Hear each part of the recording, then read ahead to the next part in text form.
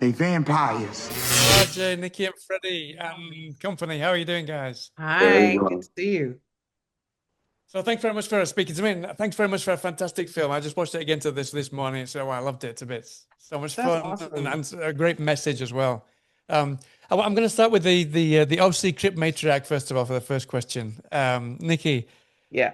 one of the film's real strengths is how it blends kind of supernatural elements by anchoring them in kind of this real lived-in world. Yeah. And like your character really kind of she's got this very strong belief system. So I'm quite curious because I mean a lot of times when we see horror films or thrillers that bring in supernatural elements, it's really important that the kind of it feels lived in and realistic because otherwise it'll just kind of really pull you out of the film. So I'm quite curious how you were able to kind of approach marrying this spiritual worldview with the film's hard-edged realism to make it kind of feel realistic, the spiritual side of things.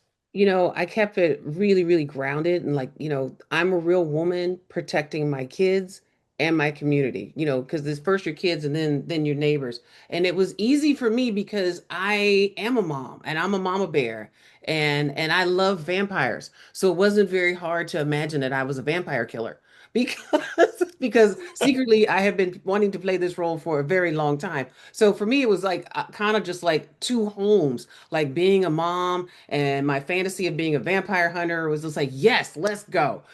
So it was, and I loved it being the character who was the one who believed, who knew the truth more than anything. I just fell into it.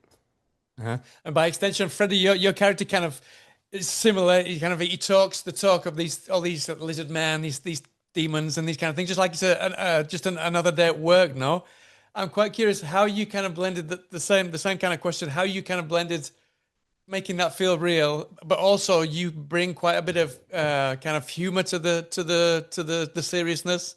So I'm quite Yeah, curious how you kind of kept that balance, that level, because it's really difficult to get that just right. yeah, especially with a character. My character was grieving his sister, so but I definitely like I just fed off the energy of everybody else, all of RJ. You know what I mean, and especially when we were when I had to like hold him captive in the movie. But I just really just fed off of everybody else's energy, to be honest, man. We had a great cast of actors, and it was just it was easy to really get into the script and get into the film and really make the characters come to life because you had it was so much so many great guys around you. I mean, you said that it was really easy to get into the script. RJ, your character specifically, I don't think it would have been that easy because I was watching another interview that you did, and you said that you were really surprised where this guy goes in the story because he really goes different places. He's very skeptical at the beginning. He even says, "I'm just not built for this shit." Yeah. But at the end of the day, this guy, he really is. I mean, you even said in another interview, you said that you would really actually go to this guy for help because he's kind of like the everyman hero in the end. Yeah. So I'm quite curious how you approached going from this guy who was not built for this shit to becoming this everyday hero that you yourself didn't expect to see. Yeah, I mean, we never expect for the heroes to be the heroes that they are. You think about Superman, you don't look at Clark Kent and be like, "Oh my gosh, you can save my life," but that's the hero of it, right? The Wazi's just stuck in his Clark Kent, man, and his mom's knowledge has to force him to put the cape on, right? And so when he does, it's like, "Oh wait, it was possible." My bad. I was just too scared. I was so scared. I was scared because he really not built for that shit. He don't want to be cripping and banging, fighting other people. Damn sure not vampires and warlocks and such. He just want to live peacefully and free, right? So the fear of that, a different type of grass to be on the other side, right? The fear of that being taken away, that scares Wazzy a lot. So we see him avoid a lot of stuff in this movie or try to. And his mom is like, you got to face a lot of stuff head on, brother, because you don't even get to run away from this. This is a part of your bloodline, boy. That's right. That's right. You can't run away from it. Having said that, I mean, you said you're not built for this, but I think you decided that it was better to get a bit trim just to make sure Yeah. because of certain things that we will see later on in the film. No, I had to. I was like, when Ryan told me, he was like, and not to give any spoilers, he was like, yeah. yeah, and it's gonna be a great look. And I was like, yeah, I ain't hit the gym in like, a long time. So I really need to get this together, huh? I mean, without spoiling that scene, I mean that scene is also something that it could have gone either way. But you Yeah. really need to get the fine balance because it could have kind of gone into kind of slapstick if it wasn't done Correctly, executed yeah. perfectly, Yeah. right?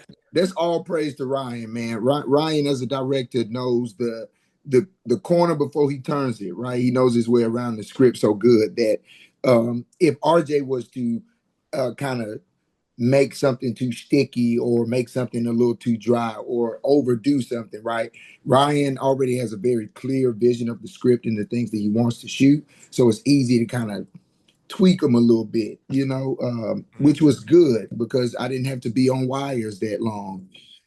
Man, I hate. Yeah, I heard you had like the biggest wedgie since high school, no?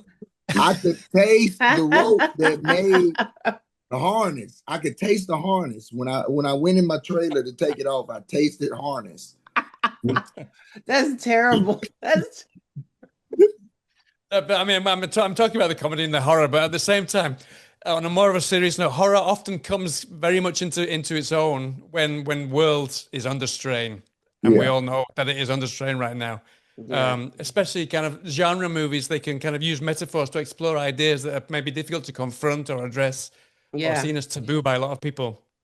So I'm quite curious, especially now that there's a kind of speech debates around freedom of speech and dissent and all these kind of things is kind of very prominent. I'm quite curious if kind of the film's broader engagement with the themes of power and authority and the trust shaped your relationship with the film, and also maybe how you imagine audiences will resonate with this film for everybody. That question. I think so. Yeah.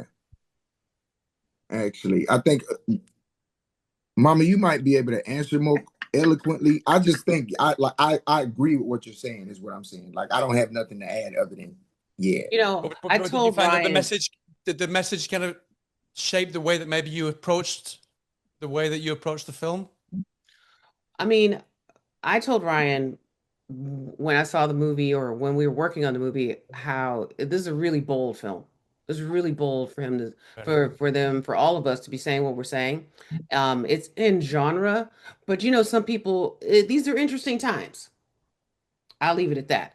But it's exciting to be a part of something that is, challenging. Art is challenging, and it's fun. And this is a fun way to do it. And it's crazy. And I feel like we deserve to have like our, like stories that like of this shit, that you might want to. You know what I'm saying? Like we should be able to have those kind of stories. We should be able to have those kind of movies. And it's exciting. But you're right, with freedom of speech, I just hope that, we get out there and TikTok doesn't suppress us. You know? Yeah, TikTok or other people. Yeah, we won't mention Yeah. any names. Absolutely, yeah. So I mean, obviously, just before I leave you, I've got to ask you. I mean, you mentioned there that you weren't on the wire for too long, but I mean, all three of you got to really kind of get suited and booted and get into the action. So I'm to finish off on a lighter note. What was it like doing the action? Because I think that Ryan really kind of put you through your paces, no, for this one. He really wanted to go places, no? Yeah, for sure, Ryan. Because he has a big imagination and he know that we are big characters and people, so he'll throw it on us. Also, all three of us, I feel, like to actually get involved. Like we like to go there. If we're gonna, be bloody, we like to be all the way bloody. Like Mama Nikki, give me more blood. You feel me? Yeah. Yeah. Freddie, Freddie's an action hero. You feel me? So he's always down to do his own stunts and such. And I got long-term injuries from this movie. So Yeah.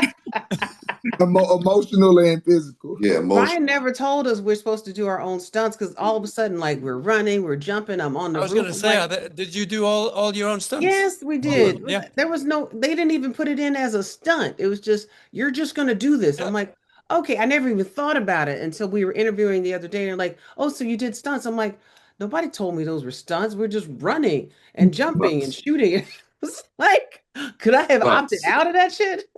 Yeah. It was stunts. Birdman, #1 stunner. No, it was really great. It's fun. I think my favorite scene is when me, Bornelius, and Wazi, we're creeping around like trying, hunting. Like we're doing that. It's just so fun.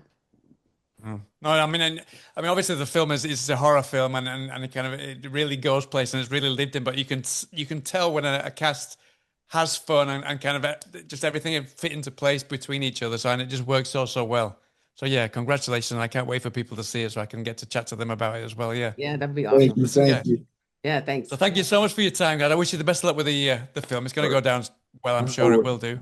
I hope to speak to you again soon. All right, take care. Have a good day. We come out. Cheers now. Bye. Yeah, all the very best. We don't know where till we get some payback on that demon. Is it demons? It could be a lizard, man. What? Yo, Trip, you bought them silver bullets? Hold up, blood. That's werewolves, man. You tripping. I ain't tripping no